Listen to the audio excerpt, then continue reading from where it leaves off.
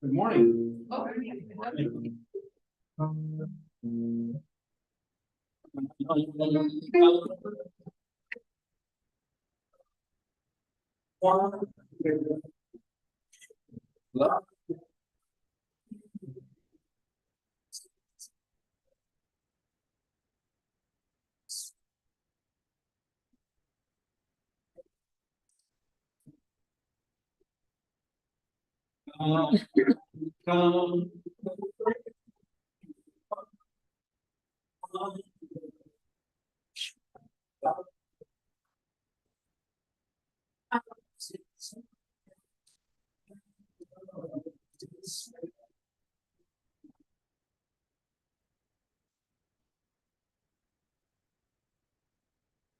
Welcome everyone to Dakota UU Church. I'm Chuck McCown. Brian, our minister, is celebrating his birthday up by Lake Mille Lacs.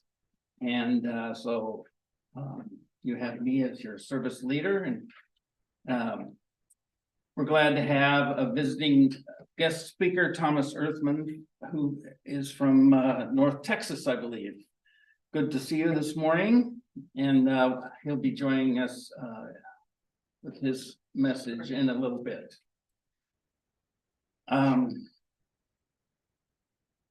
Let's see. We hope you find our time together meaningful, insightful, and fulfilling. Our mission is to be a space of sanctity where creativity and intellect blend with spirit and individuality is nurtured in community. We encourage you to interact with each other and the presenter, especially during the time of congregational reflection and discussion following the presentation and musical meditation. You are part of this community, and we invite you to participate as you feel comfortable to do so. Are there any brief announcements this morning? I know of one. It's been a recurring announcement for a few weeks now, but our solstice service is Friday the 22nd in the evening, 7 o'clock right here. And we've got some very special music and ceremony there. So we hope you can come. We do not take an offering. We do not pass a plate, but there is a basket back there to take your donations or your pledges, and there is a jar for loose change to go to charity, and we're working on figuring out what charity that will go to. If you're interested in membership, Kathy Grindeland is the person to see, and I think everybody knows who Kathy is.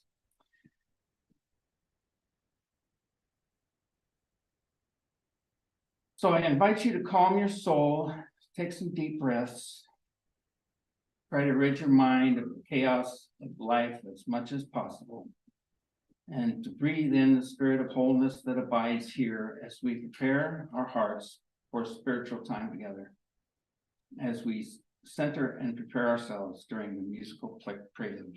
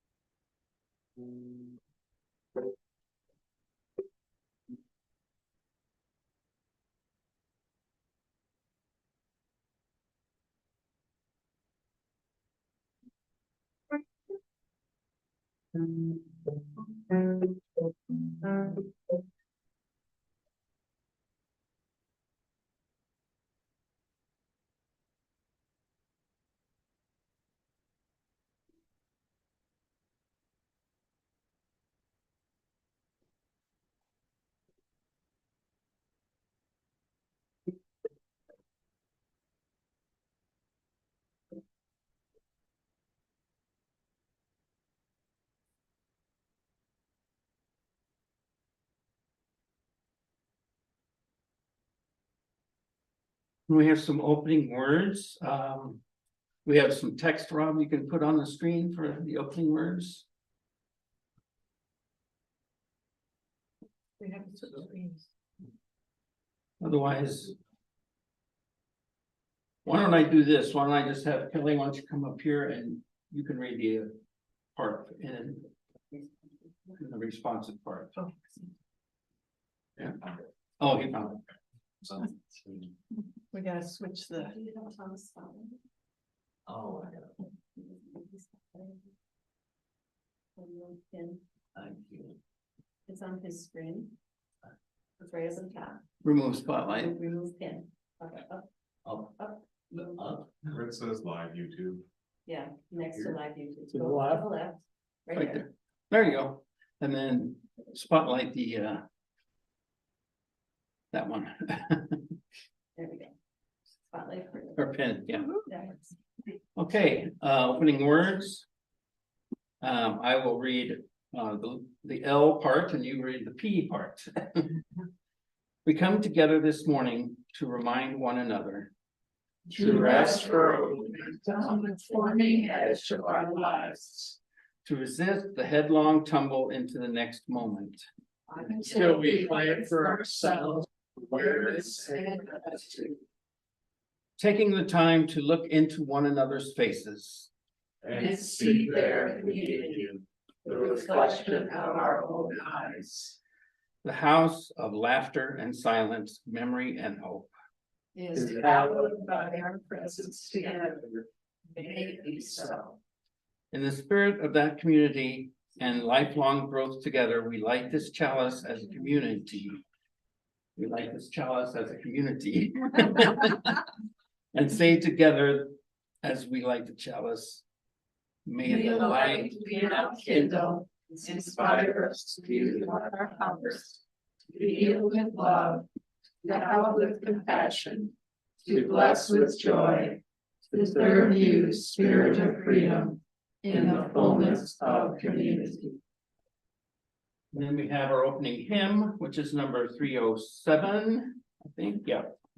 And it's a little unfamiliar, I think, but Kathleen's gonna play it through once Yeah. for us.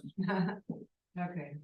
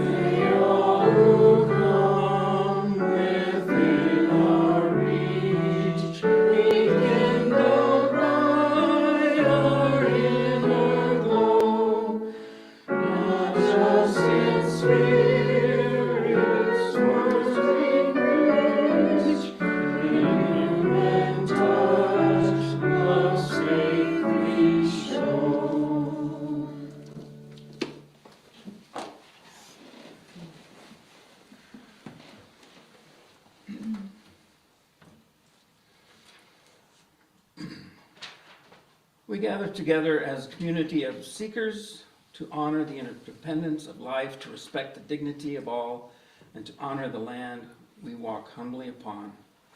Friends, let us acknowledge that we now stand and sit upon the traditional territories of the indigenous people, the Dakota, for whom this very congregation and county are named, and others, the members of the original nations of this land, who continue to cry out for justice, preservation, and self-determination. We are blessed with a space a community and opportunities to strive to live out our common principles, to bring justice, equity, and compassion into our daily lives, to resist all that threatens the earth and her peoples, and to live out our dream of a world community of peace, liberty, and justice for all. Let these thoughts carry us forth as we journey and worship together. And now is the time we set aside each week for the sharing of joys and concerns. If you have a joy or concern you'd like to share, please come forward and light a candle and share your joy or concern, or you can light one silently. And if somebody online will unmute themselves and let us know your joy or concern, we'll light a candle for you.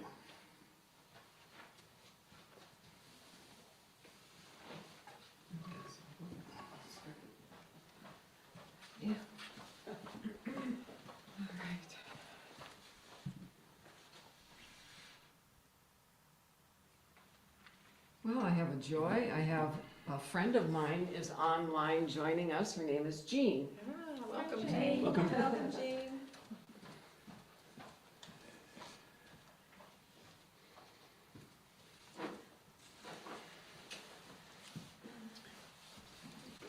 Just wanted to light another candle for Megan. She's home. Yeah, our longtime member and friend Megan has gone through some health issues and she was in the hospital, and she's now home with her daughter and some other support. And I'm lighting one for my kids.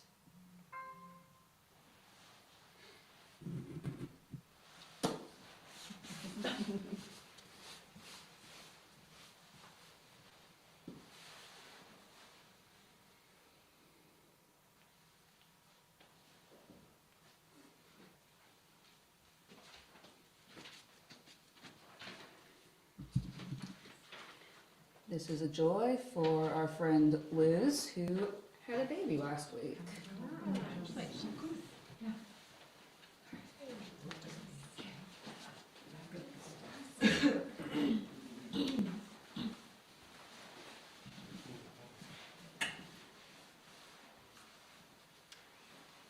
this is for Jim, who got through his surgery just fine, and also in gratitude for so many people who were checking on us and checking on him and making sure things are going well, and the kids who supported us. And it's a good thing.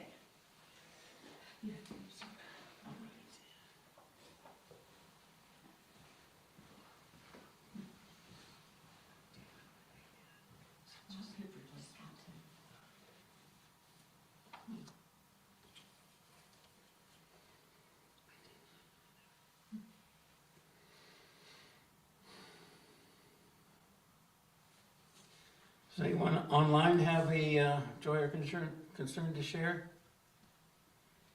Otherwise, I will light a final candle for all the joys and concerns that remain unspoken. But in our hearts, may we know that whatever befalls us in life, we're held in the loving embrace of this community. We hold you in our hearts.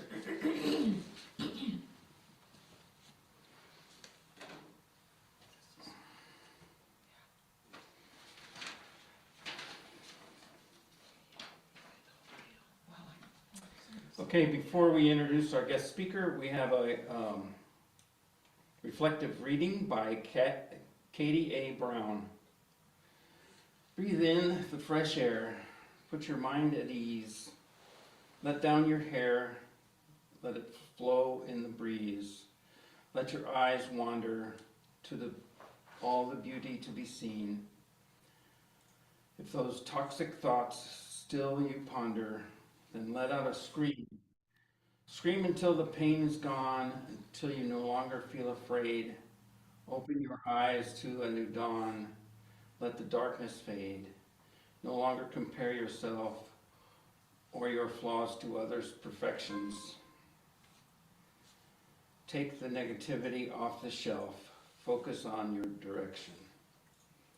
Pick the sadness up off the floor. Sweep it into the wind. Close the door on self-hatred, never let it back in. For the lies it would often tell you, you will no longer agree. Happiness and love are what you should hold on to.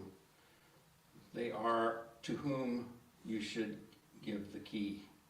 Pay no attention to the toxic thoughts. Listen to those who adore everything you are. Overthinking was what once were taught, but now those thoughts you put in a jar. Focus on your goals. Never lose your fight. It is time to open new scrolls. Everything will be all right. And now we're happy to have with us Thomas Earthman. And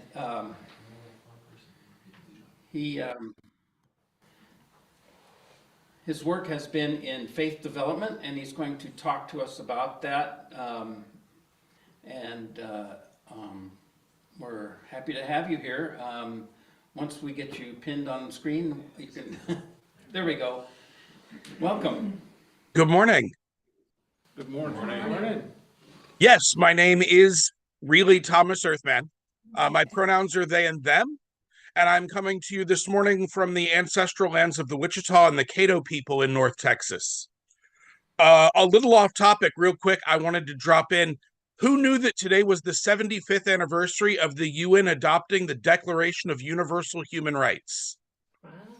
I feel like that's something that just needs to be acknowledged. That is such a milestone in human history, and the fact that 75 years we've had a universal Declaration of Human Rights, I think is pretty spectacular. With that, let me pull up my script. All right, so as I said, I am currently coming to you from North Texas. My pronouns are they and them, and I am a masculine presenting white person in my mid-40s with a short beard and swept back dark blue hair with shaved sides, just in case anyone is having trouble visualizing me or seeing their screens. I am a professional religious educator of 5 years experience. I have over 100 hours of professional development classes through the UUA, including adult RE and volunteer development. Additionally, I'm trained to facilitate our Whole Lives classes.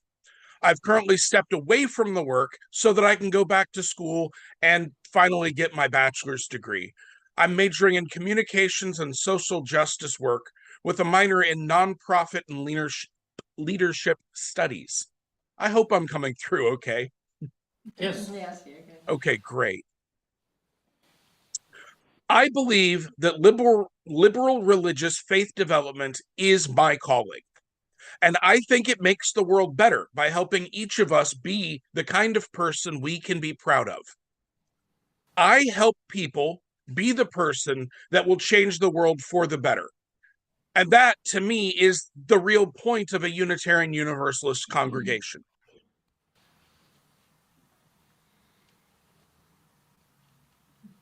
I've lost my spot. Hold on just one moment. I'm so sorry, folks. No worries. Technology, isn't it fantastic? Absolutely. It makes things so much better 80% of the time, but that other 20, that's where they get you. Yeah. I have personally likened Unitarian Universalism to soup. And each congregation is like a kitchen. It's full of tools and a garden to grow your ingredients. You might be making chowder or stew, maybe a bisque. You might have an aversion to ingredients that are common in other people's recipes. Lots of things can qualify as a soup, and there are a very few solid rules about what makes up the finished structure. A soup needs to be wet enough to take the shape of whatever vessel it's placed in, and to absorb a sprinkle of herbs or a dash of spice even after it hits the table. Similarly, a UU faith needs to be flexible enough to allow you to sit next to someone whose faith is different than your own, and to sing a hymn with them. And it needs to be open enough to allow new ideas and discoveries to be incorporated.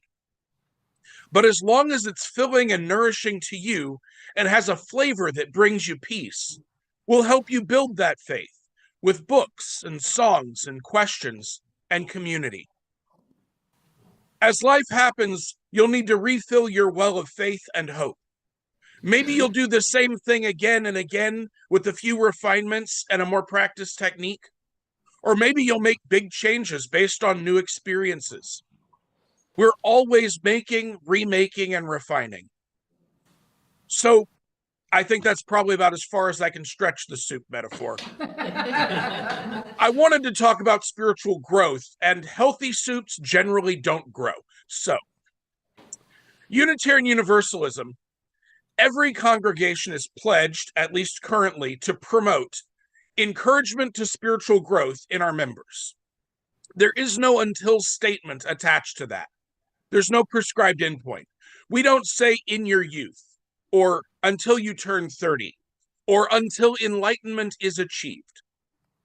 To be a UU is to be willing to make and remake your own faith over and over in the company of others and in reaction to the community that you share with them. Faith development is not just for kids, despite the way most religious education programs are organized.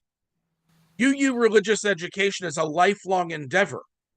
As we question our assumptions and shine a light into the back of that spiritual cupboard of our belief to make sure that everything there is still healthy and nutritious. All right, one more soup analogy. In fact, I dislike the term religious education because it's such a small part of what we do. Yes, we educate in that we provide language and framing for big ideas. It matters that we have common language and shared stories. That's important to building community. But more than that, liberal religious education introduces ideas and asks questions that help people of all ages find and refine their own recipe for faith, the one that's right for them. Education invokes the idea of rote memorization and recitation, and that's not us. We let people grow into who they're meant to be because we don't know what shape that's going to take. I know that I don't know, and that's part of what makes my work beautiful.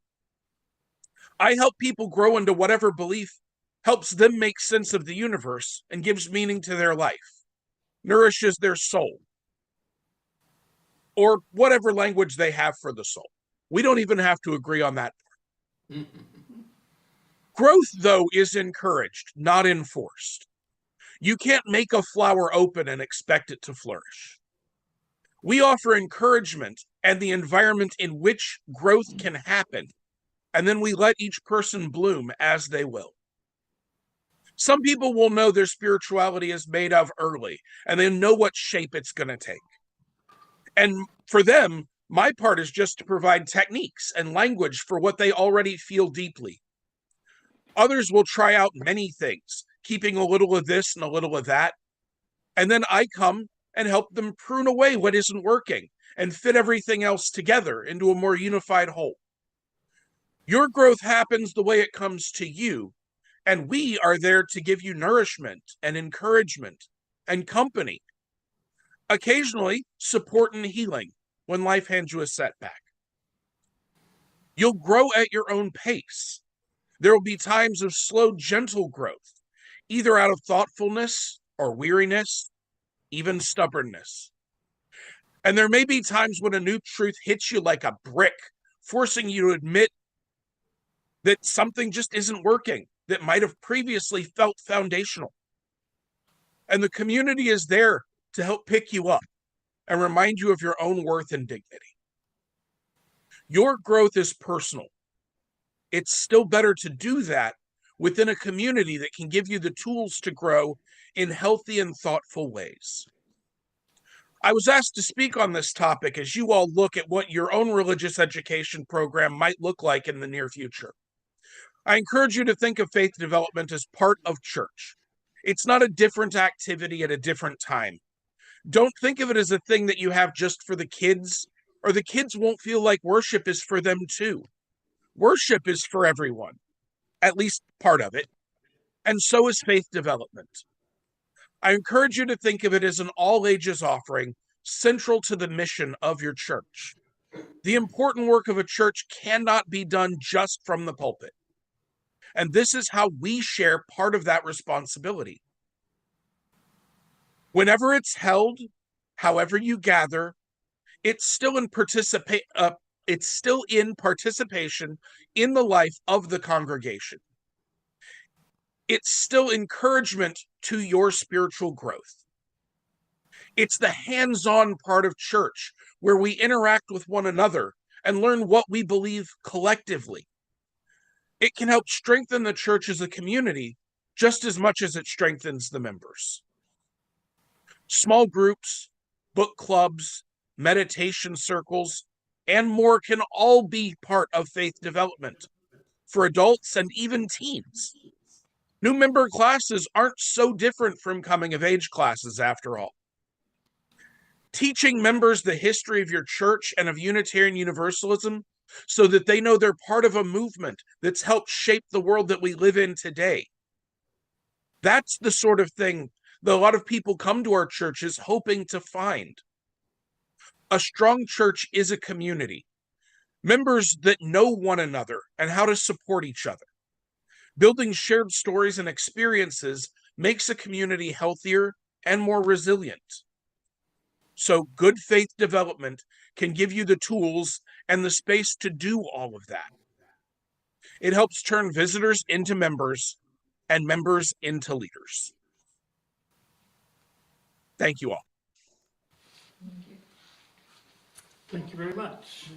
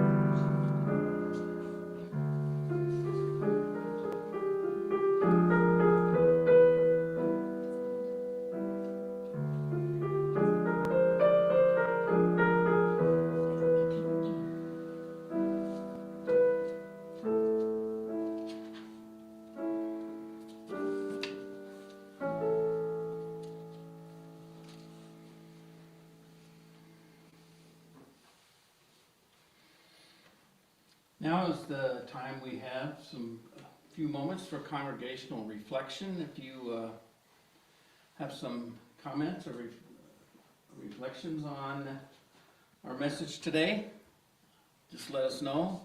Online, just unmute yourself and speak right up.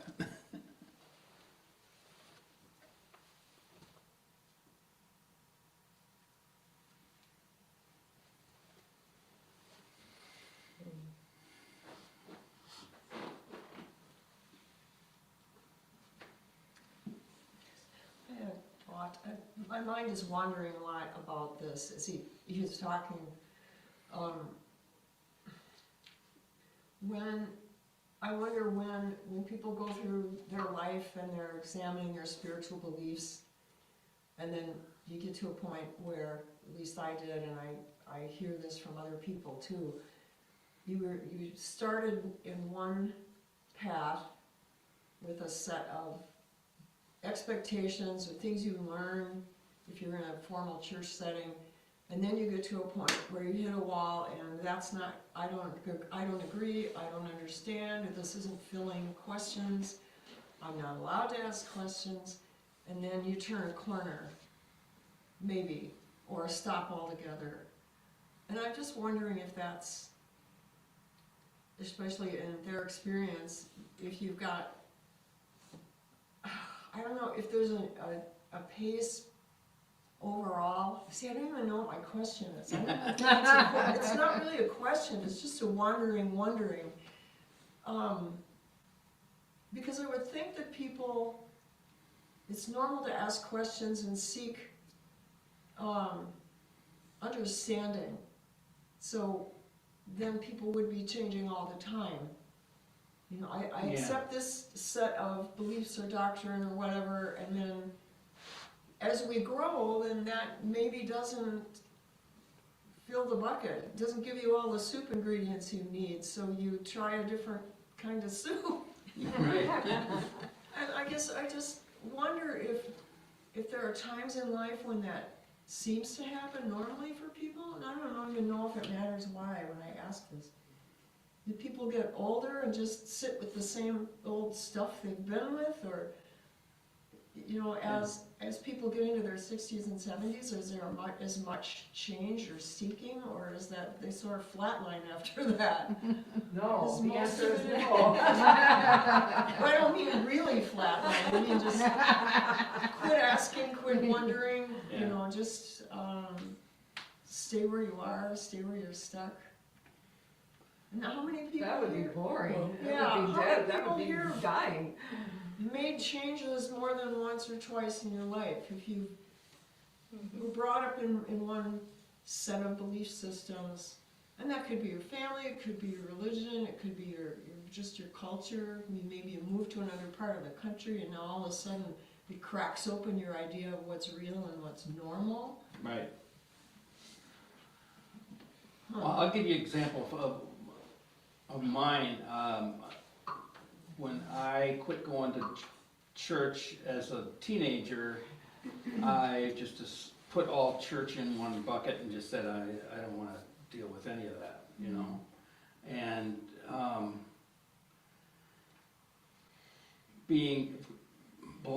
joining this church, I was still reluctant, but I was allowed to just sit and listen for years, and gradually things started to filter, kind of coalesce into something. But I think if I hadn't met Kelly, I would have stayed that. I'm washing my hands of church, you know. But so I think it's different for everybody, what the fits and starts that kind of path can have, or staying the same for decades, or, I don't know, Thomas, do you have thoughts on that? We all go through cycles, and the thing is, certain parts of these cycles are more comfortable.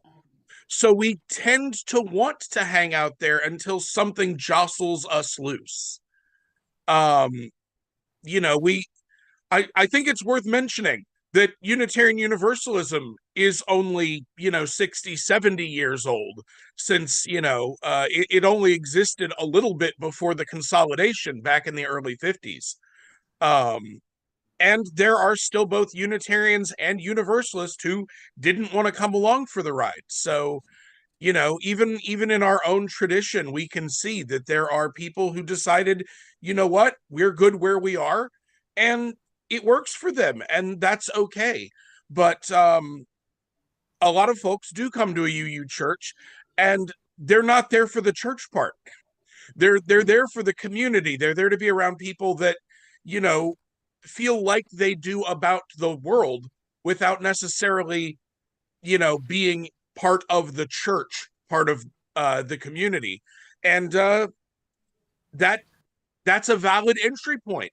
I hope that's not where they stay, but I also don't want them dragged into anything, because that's not going to be good for them, and it's not going to be good for their continued participation. So, yeah, it's not uncommon for people to hit a point where they're just like, there's been so much change, and I personally just want to sit where I am for a little while, even as I realize that there is new information to be had. That's not wrong. You just have to recognize, if you are taking that break, that also means that you need to not be the break for all the movement that's going on around you. I think that's one of the biggest struggles that we have, is a lot of people who feel they need a break also feel like everybody else around them needs to slow down. And that's where we come into conflict on that kind of issue. I have a thought. It's kind of separate, not a response to that, but so we're all looking for things to keep us young. And my brother, the philosopher, mentioned that being frustrated keeps you young. Frustration is a normal of putting yourself in a new learning experience. So I just thought I'd pass that on for all of you looking for things to keep you young, that learn, struggle, frustrate. All right. Thanks, Alice. As a human race, we're curious. We're a curious people. We want to learn. We want to explore, but we also want that sense of safety. So when you start down a path, you're learning. This is what people are telling you. This is how it is, and you feel safe until something just doesn't ring right in your head with it. Right, like you mentioned, you hit a wall. Something you didn't come across that you agree with. Now, if you're going to start asking questions, do you feel safe asking those questions? And that's when a lot of time when we find that stagnant. We sit there with what we like and what we know because at some level it's comfortable, but it's not quite right for us. But do we feel safe enough to enter into the area of disharmony or chaos as we start asking those questions and people start saying, you shouldn't do that, or this isn't right because I don't believe it's right. But you know that it's right for you.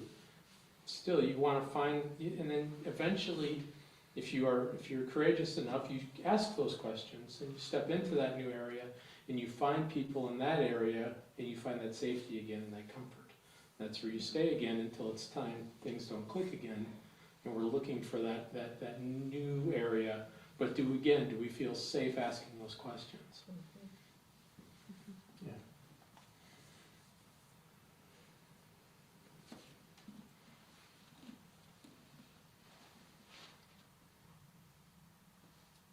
One of the things that I found interesting once joining this church, I thought I had left the traditional church for good, and we had an adult RE class called Your Loose Leaf Bible, and the concept was you can take Bible verses and quotes from philosophers and the Quran or some Taoism or whatever, and make your own set of sacred texts. And I thought, you can't do that. That's not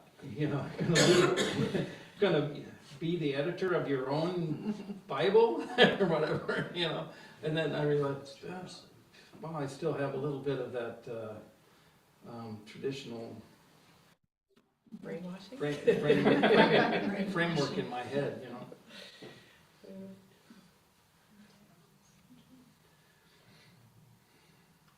Well, I think for me, I was brought up in an Episcopalian family, and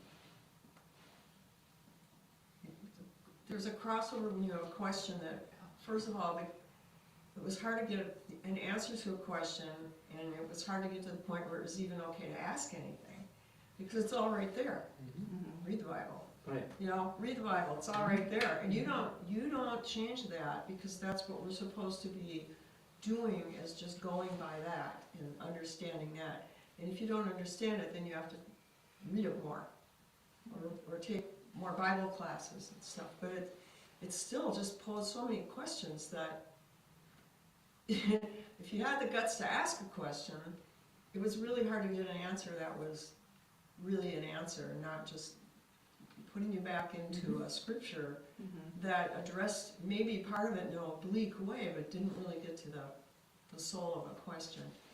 And I had really a conflict with that, because then how can I feel like it's okay to be a whole human and disagree or not understand or be confused? And that's what really started to set me spinning. There was a comfort zone because of that church environment and the traditions and the kinds of cookies they had in the basement afterwards. It was all part of normal for me, but asking a question was dangerous territory. And I still get into a lot of problems with that with the Pentecostal side of my family that says, hallelujah, you can't say that. You can't ask that. Read the Bible. But yeah, it's ongoing. And I think it's pretty cool that we do live in a country that allows you to have questions and to have different belief systems, even though it's not 100% easy for everybody, but we can sit here and talk about it like this without being worried about getting set on fire or something, Right. as far as I know. Oh, I think it's lucky too to have, for me anyway, to have found a church that's a church but that encourages that. I went to what do you call it? When you're 13 and you got confirmed, a confirmation of a friend of my daughter's. So what are you about 13 years old? In a Lutheran church. And the minister was giving the talk to the kids. And he said at one point, don't think for yourself. Just go to the Bible. And I almost got up and left. But I thought, well, he's not talking to me, and if he is, I'm not listening. But here you can do that. You can ask questions, and you can believe this, or you can believe that, or you can believe the other thing, and the important stuff is what we generally tend to agree on, is to be accepting and to treat people decently and take care of the earth and all those things in our principles and purposes and stuff, so. Yeah. Well, I believe that all religions, no matter what they are, should boil down to love, mercy, and compassion, period. Well, they should, and they say they do, but whether, Yeah. I guess it's a matter of opinion whether they actually do it. Yeah. Yeah.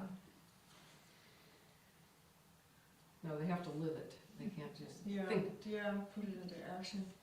I really like what, is it Thomas? Thomas? Mhm. What he said in your talk about, at least this is how I heard it, that being involved with the UU groups or congregations helps you be a better person.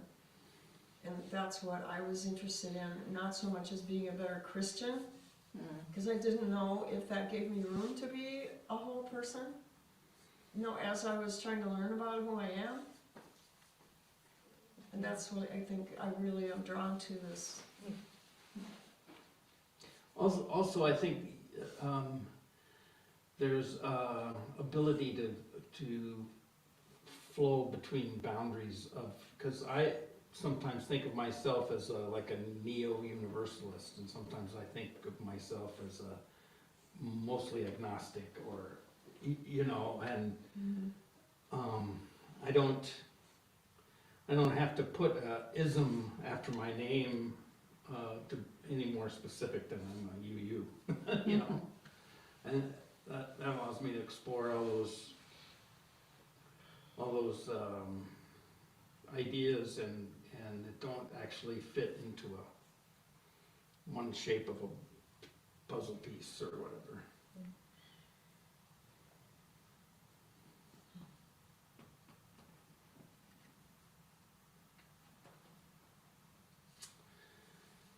Anyway, it's good stuff to think about, and we can continue the discussion over some treats. I think we have treats. We do.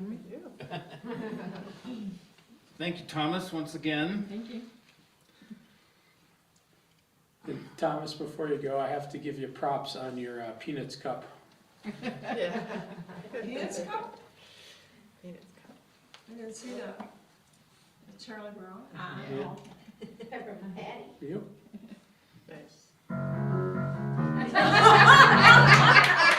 Sorry, just I actually write to Vince Lombardi. I appreciate the musical cue.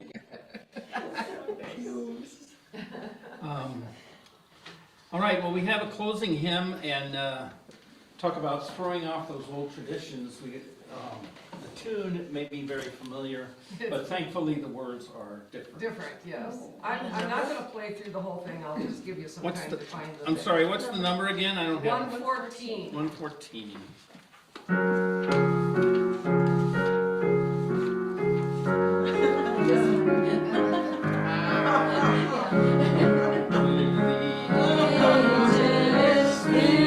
Broken line.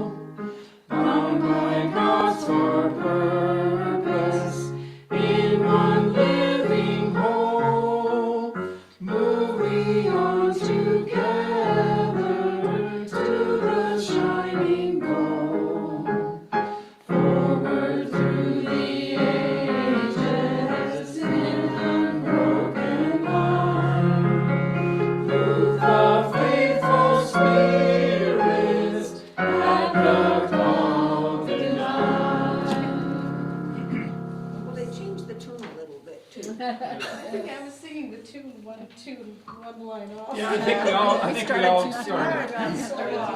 Work's gonna be taken away. I don't know that song. I don't know that song. Are there parting words, Chuck? or- Yes, yes, hold on, folks. We're not done yet. I think Thomas has some closing insight for us. Is he still up there? I don't see him. Yes. Hey, Yes. how are we? Yeah, go ahead. One of the main reasons that most of us come to a UU congregation is because we still feel hope. And we want to come to a place where other people feel that hope and we can pool our sparks together into a common fire, a fire that can be a beacon to the community around us. Now I ask you to take your little spark of hope and put it back where you keep it safe throughout the week, to go out and carry that fire with you as you do your bit of good in your community. Thank you all for being here with us this morning. Thank you. Thank you.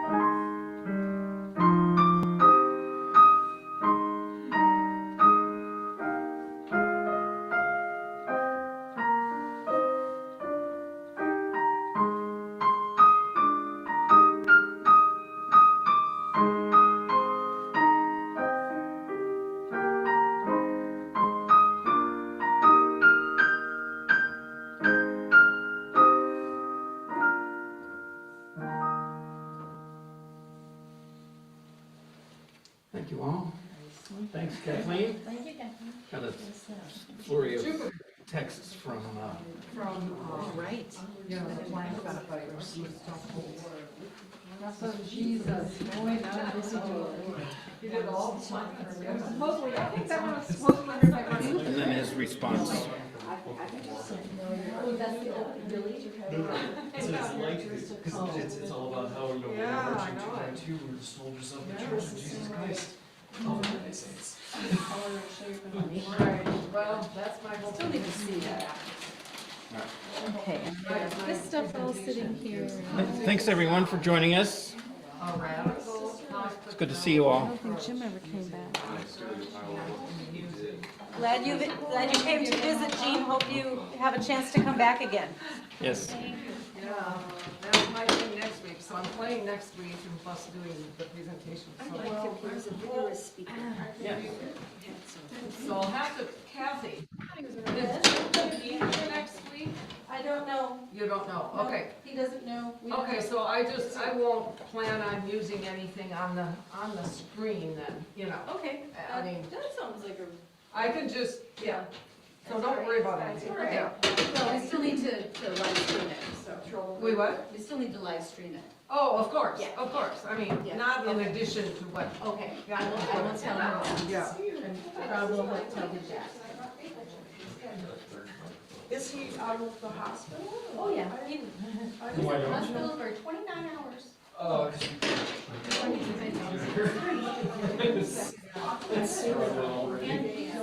Well, and we've got an X-ray of him with his new hardware, which is kind of fancy.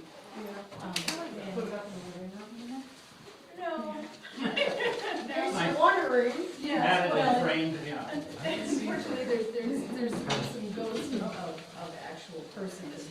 so it's not exactly, G-rated. It's the Dover rated all you know. It's funny. When we moved, I forgot to take my purse. That's all we have, so. You know, even when stuff wore off, but they injected it. Yep, that's good. Yeah. You did. We're still in because you can't lay over last night. Yes, 90 degrees. Thanks, Rob. So it's got a little thing. Well, and it's not. You actually. It would be a bad. But I don't want to freeze it. You know, they're coming after Christmas and I just love the spirit last time. Well, it is supposed to be a little messed up. They said we'd see Where the they have lights. those. And. Yeah, we're gonna drive through that, but I mean, we don't have it. Yeah, it's not listed, yeah, there's still. This is the first one in this